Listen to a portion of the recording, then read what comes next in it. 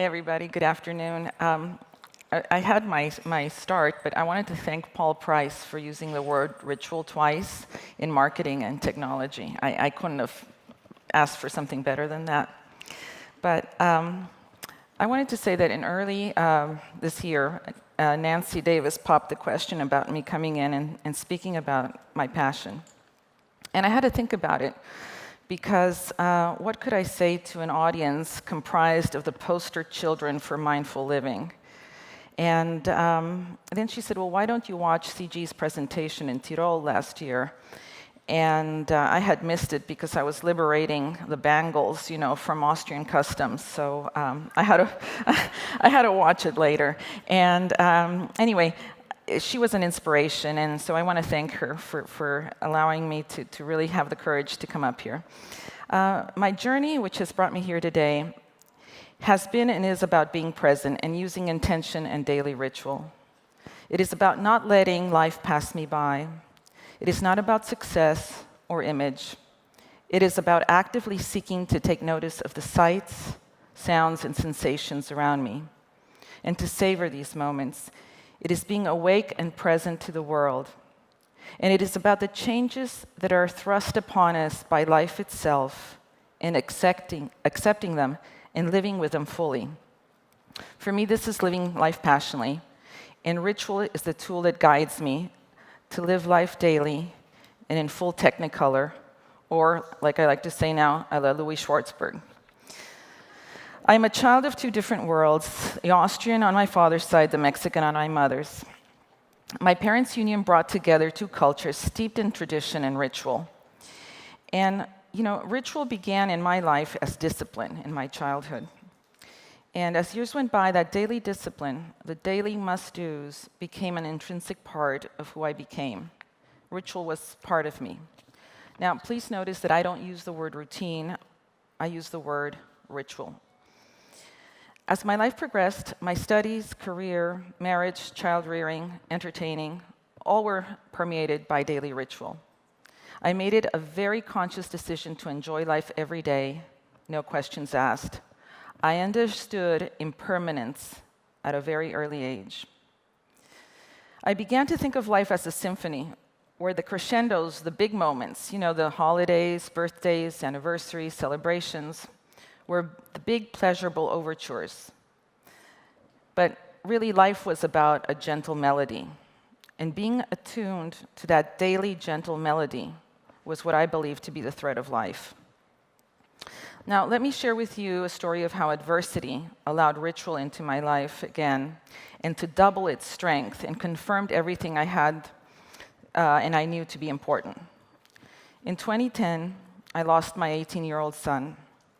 He did not die, he lost his mind. He had a complete psychotic break, and I saw him being taken away from me in a straitjacket by the state of Texas. I had to stop, and I had to ask myself, how did my life change? Why him? Why me? And as a mother, something kicks in for the survival of your child. And for me, the universe helped me in this way. It showed me how to help my son. I began to think about my rituals in my life that made me who I am. Rituals that gave me strength, rituals that gave me insight, rituals that reminded me of my impermanence, and of the fact, a very important fact, that this too shall pass. My mission became to teach my son to heal himself both physically and, of course, mentally. Psychiatry and neuroscience tried to tell me what was wrong with my son. They did not do much to show me how to help my son. Psychotropic medications and labels were all they provided me with. So I turned to what I knew. I showed my son the importance of being present, even when things were difficult and uncomfortable. I showed him how this too shall pass. We experienced together many meditations. We blew up his gut biome, the proverbial second brain, and established great eating rituals, sleep rituals, curiosity rituals, workout rituals, living with rituals.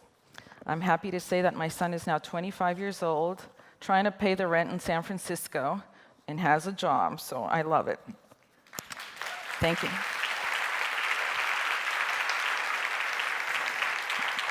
That's very kind, thank you. Just quickly, a little bit more of why I'm here today. I'm here today because of my company, BuDhaGirl. I really have it to thank for this. I have learned to be resilient in the face of skeptics who think that all we do is sell jewelry and that we don't belong in the discussion of changing a world. I have learned to be proud of being a first, even if someone discouraged me so. This morning was a validating moment when Dr. Whale said the F word, fashion. I quote, "Fashion is a very powerful driver of behavior." However, I must confess that there is no way, no how, that I could have come up with BuDhaGirl without opening myself and letting things be what they are. BuDhaGirl was born about being present and allowing gifts into my life. Once incubated, I had to explain what BuDhaGirl was quickly, and Mindful Glamour was born. And our tagline is turning routines into rituals. My favorite quote is from Sir Thomas More from 1530, and it's a simple one, but it's very powerful. It says, "The ordinary acts we practice every day at home are of more importance to their soul than their simplicity might suggest." My career has been in high-end luxury retail, and I combined that with contemplative practice, and as we all now have heard, science is validating what contemplative practice can do and meditation can do.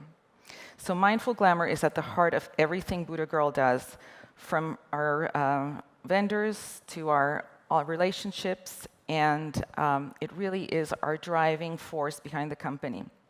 Bringing ritual into lives, into everything we do is so important. A point that I want to make is when CG left Massage Envy, she recognized she needed something else, and she took control and did something that required total intention. She changed the course of her life.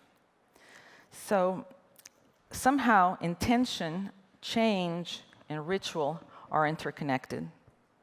I have made my own daily rituals. I have made them up for me, to suit me, not to follow a doctrine, but to give me a sense of why I do what I do, and for my acts to be deliberate, thoughtful, and with purpose. I find the smallest of details in my life give me the greatest joy. Flowers, the first cup of tea, my car. How many of you have ever thanked your car? Oh, good. Wow, that's why I say you're mindful.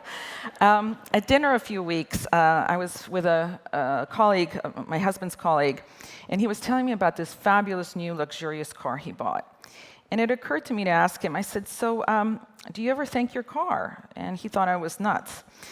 And I said, "Well, when you open the door, do you smell the leather? Do you see the hand stitching? Do you marvel at the engineering? And do you thank it for taking you and bringing you back home safely?"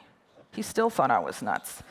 So about a week later, he called me and said, "You know, Jessica, I will never get in my car again the same way. I love it. But this is important.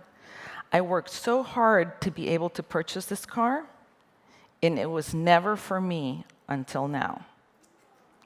Okay, so I have decided to share the importance of rituals with my family, my friends, my clients, and peers.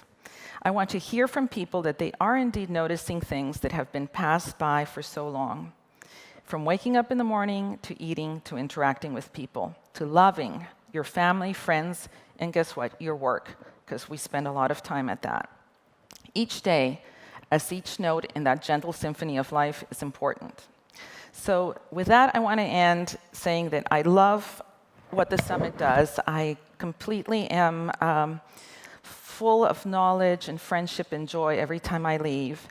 And I want this year not to be any different and leave you with little gifts. So as you walk out to your energy break, you'll have some gifts that are little orbs that are silk threaded, and they're meant to show impermanence. They won't last forever, but I hope that whilst they last, they give you great joy. And you will get an all-weather bangle, so you can perform your intention ritual, and a little balloon, which is a fun release ritual. And I wish you all happiness, joy, health, and a big hug to all of you. Thank you.